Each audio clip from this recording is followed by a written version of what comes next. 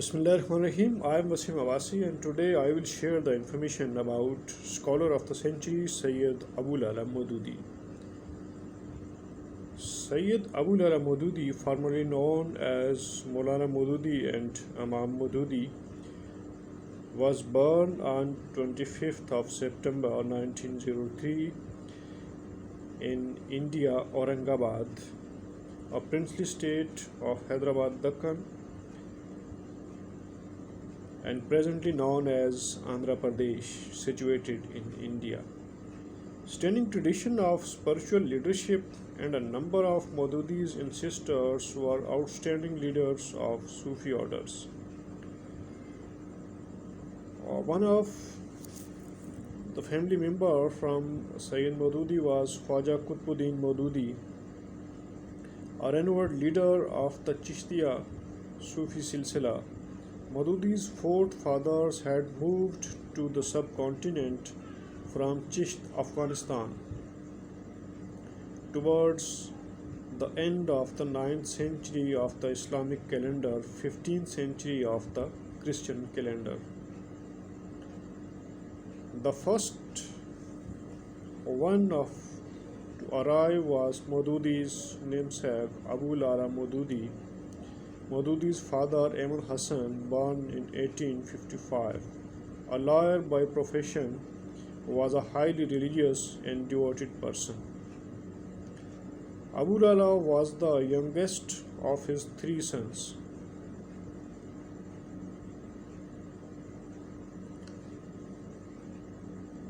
After acquiring early education at home, Abul A'la was admitted in Madrasa Furqaniya, a high school which attempted to combine the modern Western with the traditional Islamic education. After successfully completed his secondary education, young Abul A'la was at the stage of undergraduate study at Darul Uloom, Hyderabad, when his formal education was disturbed by the illness and eventually death of his father. This did not deter Maududi from continuing his study, though these had to be outside of the regular educational institution. By the early 1920s, Abul A'la knew enough Arabic, Persian, and English beside his mother tongue, Urdu, to study his subject of interest independently. Thus, most of what he learned was self-acquiring through. For a short spell of time, he also received systemic instruction and guidance from some competent scholars. Thus, Maududi's intellectual growth was largely a result of his own effort.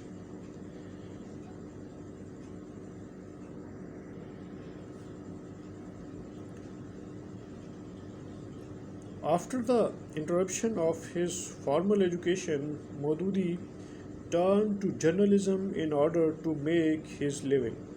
In 1918, he was already contributing to a leading Urdu newspaper, and in 1920, at the age of just 17 years, he was appointed editor of Taj. Taj was being published from Jabalpur, a city in the province now called Madhya Pradesh, India. Late in 1920, Maududi came to Delhi and the first assumed the editorship of the newspaper Muslim 1920 to 1923 and later of al-Jamiyat 1925 to 28, both of which were the origin of the Jamiat Ulama Hind, an organization of Muslim religious scholars. Under his editorship, al-Jamiyat became the leading newspaper of the Muslim of India. Around the year 1920, Maudoodi also began to take some interest in politics. He participated in the Khilafat movement and became associated with the Tehreek-e-Hijrat, which was a movement in opposition to the British rule over India and urged the Muslims of that country to migrate en masse to Afghanistan. The Khilafat movement supported the continued existence of the Muslim Khalifa after it was abolished by the Turk leader Mustafa Kemal Ataturk. However, he fell foul of the leadership of the movement because of his insistence that the aim and strategy of the movement should be realistic and well planned. Syed Maudoodi withdrew more and more into academic and journalistic pursuit. And during 1920 to 28, Syed Abul Ala Maudoodi also translated 4 different books, one from Arabic and the rest from English. He also made his mark on the academic life of the subcontinent by writing his first major book, Al-Jihad fil Islam. This is a masterly treatise on the Islamic law of war and peace. It was first serialized in Al-Jamiat in 1927 and was formally published in 1930. It was highly acclaimed both by the famous poet philosopher Muhammad Iqbal, who was died in 1938, and Maulana Muhammad Ali Johar, who died in 1931. The famous leader of the Khilafat movement, though written during his 20s, it is one of his major and most highly recognized work. It was in this work that he argued in favor of the jihad of the sword, ranting against Muslims who restricted jihad to that of sword and pen. He wrote that to limit jihad to waging war with tongues and pen.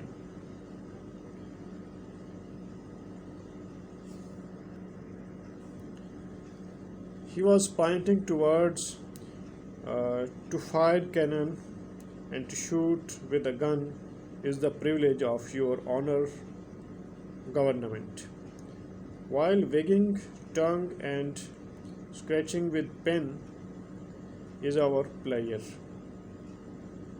In a paragraph that is often used to support the view that fundamentalist Muslims want to take over by force is necessary the whole world, he wrote, Islam requires the earth, not just a portion of it, not because the sovereignty over the earth should be wrested from one or several nations and wasted in the particular nation, but because the entire mankind should benefit from the ideology and welfare program, or what would be true to say from Islam, which is the program of well-being for all humanity.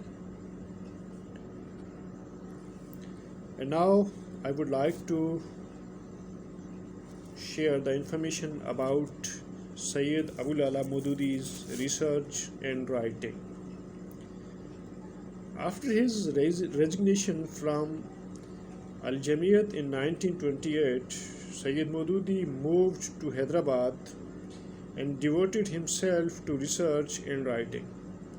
It was in this himself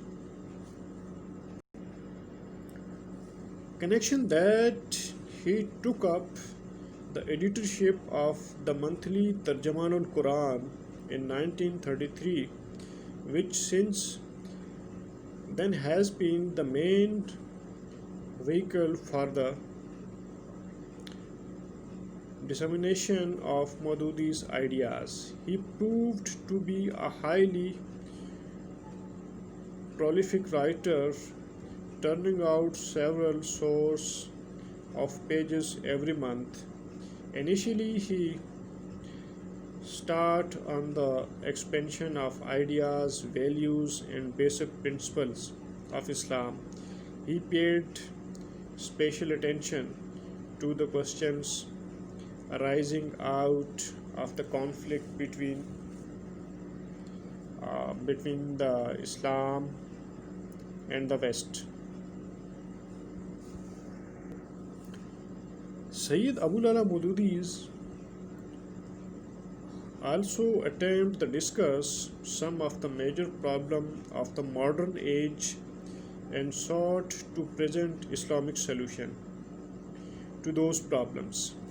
He also developed a new methodology to study those problems in the context of the experiences of the West and the Muslim world, judging them on the theoretical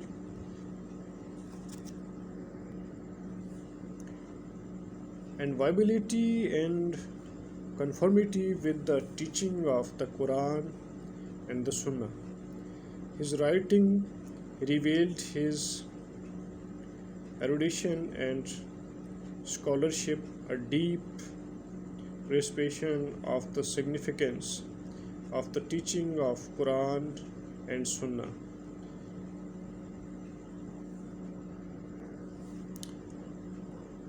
And Sayyid Maudoodi's writing also shows that a critical awareness of the mainstream of Western thoughts and the history. And all this brought freshness to Muslim approach to these problems and led a wider appeal to his message. In the mid-30s, Sayyid Maududi started writing on major political and cultural issues, confronting the Muslim of India at that time and tried to examine them from the Islamic perspective, rather than merely from the viewpoint of short-term political and economic interest. And same at that time, he criticized the newfangled ideology which had begun to cast a spell over the mind and heart of his brethren in faith and attempt to show the hollowness of those ideologies.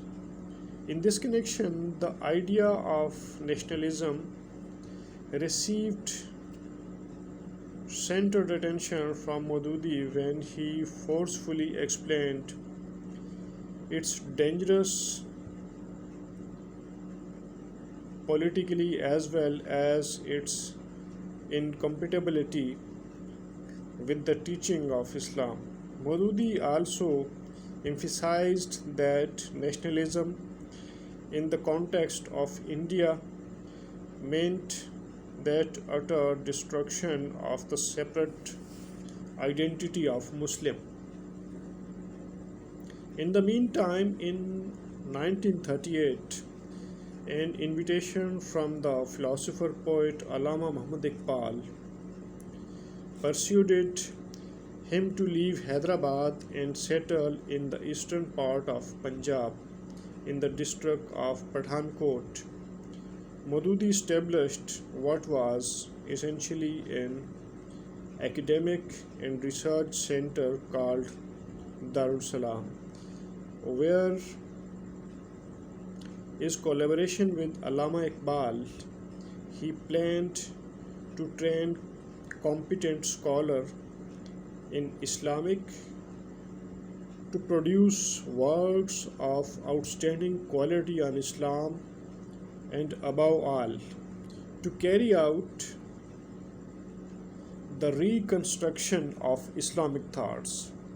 That's very important. Iqbal was committed to achieving a separate state for Muslims when the British could be persuaded to leave India and saw an ally in the younger scholar. And after that, Syed Maududi think about founding the party. Around the year 1940, Maududi developed ideas regarding the founding of a more comprehensive and ambitious movement, and this led him to launch a new organization under the name of the Jamaat-e-Islami. Syed Maudoodi was elected Jamaat's first Amir and remained so till 1972, when he withdrew from the responsibility for reason of health. The organization was both a religious and a political movement, almost to government in waiting, since Maudoodi designed it to resemble a state within a state. The previous year, in a speech at Punjab University, he expounded his political theory in a paper since republished by Khurshid Ahmed as The Theory of Political Islam, Maudoodi's in 1999. And now I will share about the struggle of Syed Maudoodi. Once Pakistan had been created, Maudoodi migrated there in August of 1947 with high hopes that the first truly modern Islamic state could be built. He shared the view of many Muslims that what existed elsewhere as independent Muslim state did not represent legitimate Islamic forms. He used the term Jahila, as had Ibn Taymiyyah, to describe the ignorance that prevented too much of the Muslim word, which was picked up by Sayyid Qutb. When he influenced Maudoodi, centered his efforts on establishing a truly Islamic state and society in the country consistent with this objective.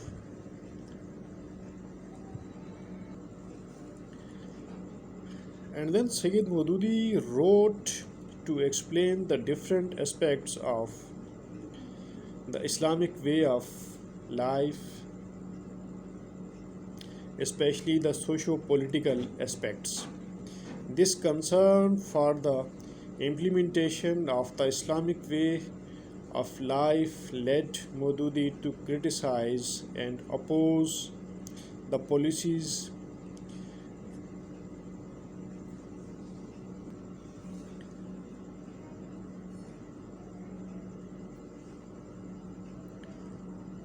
pursued by the successive government of Pakistan and to blame those in power for failing to transform Pakistan into a truly Islamic state. The rulers reacted with several reprisal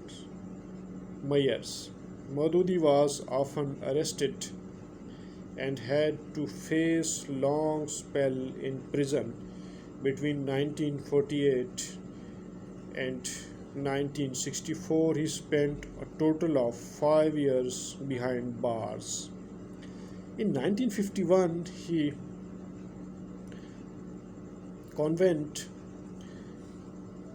a convention in Karachi to counter the idea that no anonymity exists in Islam on constitutional matters. So it was to talk about the establishment of an Islamic State.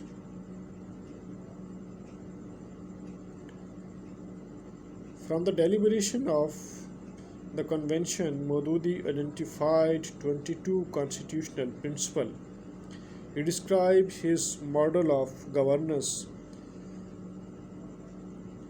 as democracy, which he thought might be comparable to the terms kingdom of God. He disliked democracy because in democracies the people, not God, are sovereign, and legislator revealed God's law, which is perfect. Elected representative can interpret Sharia by human cannot legislate. Sayyid Maudoodi ridiculed, as did Sayyid Qutb, the claim that people of the United States and other so-called democracies rules, suggesting that those who pay for political campaigns and who lobby for their special interest exercise much more power. Men and women simply are not competent to legislate. Famously, he pointed out that whole in the US had been sound, scientific, and the people had been morally unprepared. So, in practice, the law failed. Islam establishes clear moral limits, the Hududullah, to regulate human life, leadership. He argues using the word Khilafat is wasted not any one individual but in the whole of humanity, are those Muslims corporately in the Ummah. As Sayyid Maudoodi said, today the same practice in Pakistan, which is called so-called democracy. Since the people can nominate an individual to exercise leadership as a trust, such an individual or Amir can be elected, as can a consultative assembly, Majlis, to assist the Amir. Maudoodi was, however, self-nomination, since only ambition people seek office. Selection of candidates considered suitable morally and in the term of their knowledge of Islam would be chosen by a natural body. Any Muslim, regardless of place of birth, in the citizen of the Islamic State, since the Islamic State is an ideological state and recognize no geographical, linguistic or color bars. Areas not covered by Sharia could be decided by the Majlis. His understanding of Sharia would be described as traditional. Muslims are free to interpret the source in the light of contemporary need, but on such issues as allowing multi-marriage restriction and employment of women, Sayyid Maududi took a traditional stance. Anyone who denied that Muslim men had the right to take up to 4 wives was opposed to what the Quran, in his view, clearly permit. His wives on gender were presented in 1939 paper Parda and the Status of Women in Islam. He would have objected strongly to Benazir Bhutto prime ministership, arguing that only foolish and senseless people mix up the different field of activity of the two sexes. It was inconceivable that in Ibn Sina, Kant, Hegel, Khayyam, Shakespeare, Alexander will ever come forth from among women whose monthly period disqualifies them from any position of responsibility. For a woman to enter the police, the judicial, administrative, foreign, railway, industrial and commercial service defeminize them, he wrote. During these years of struggle and persecution, Maudoodi impressed all, including his critics and opponents, by the feminineness and intensity.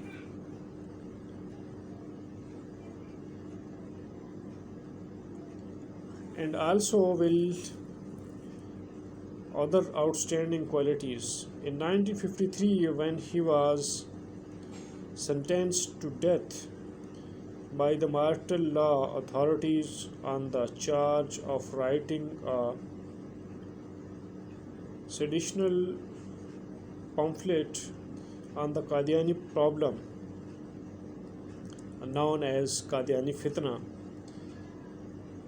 he resolutely turned down the opportunity to file a petition of mercy. He cheerfully expressed his preference for death to seek clemency from those who wanted altogether unjustly to hang him from upholding the right with unshakable faith that life and death lies solely in the hands of Allah. He told his son as well as his colleagues, "If the time of my death has come, no one can keep me from it, and if it has not come, they cannot send me to the gallows, even if they hang themselves upside down in trying to do so." His family also declined to make any appeal for mercy. His firmness astonished the government, which was forced under strong public pressure, both from within and without, to commute the death sentence of life imprisonment and then to cancel it.